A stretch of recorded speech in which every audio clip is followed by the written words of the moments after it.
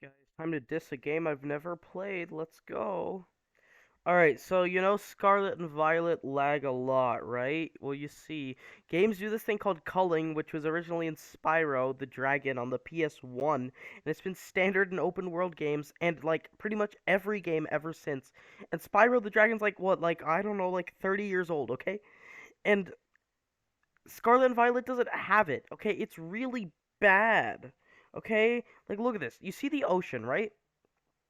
Normally, Scarlet and Violet only renders things that are around you, right? For some reason, the ocean is always rendered. Like, why?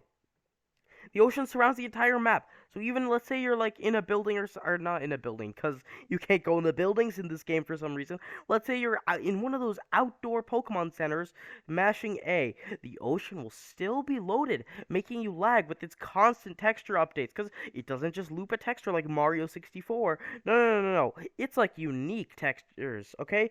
And it has a gradient and stuff. It's even reflective, all right? But the thing is, that thing is massive. You see that tiny little speck in the middle of the ocean? That's the entirety of Paldea. Okay? I like Reddit says that the Paldea map is like slightly bigger than the Skyrim map. That little dot is in the ocean is Paldea. You see, the ocean is super big.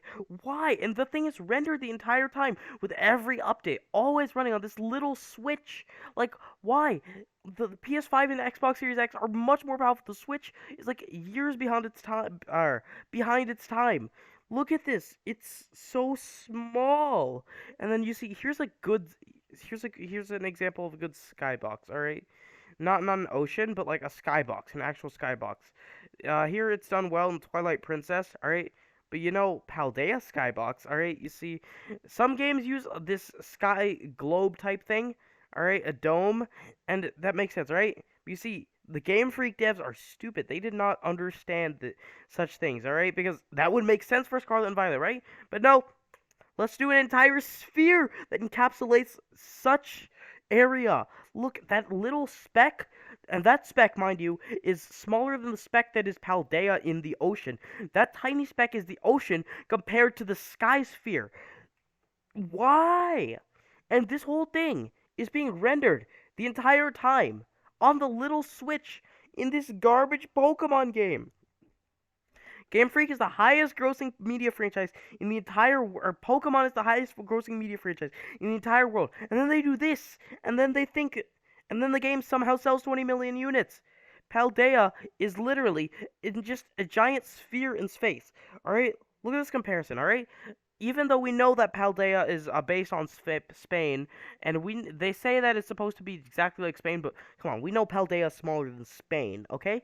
Here, if we assume that they're one to one and lay them on top of each other, the ocean is already like many times bigger than Earth, okay? And this is assuming that Spain and Paldea are one to one, alright? The Earth in reality would be like, uh, well, bigger, I think.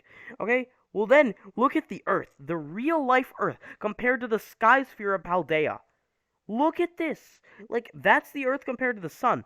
The Sun is big, right? Earth is much bigger than it is in the top image with the sky sphere, okay?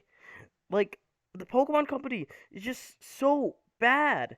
Alright, here's a clip just showing how laggy it is.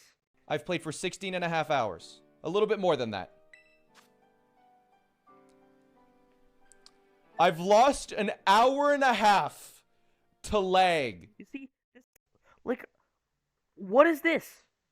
No game does this. If you go on Metacritic, there's like 20,000 games on there, right? Scarlet and Violet is like not even in the top 10,000. It is worse than half of the games ever made. It's so bad. Like I was excited for it, but then this, why? Why can't Game Freak just be normal?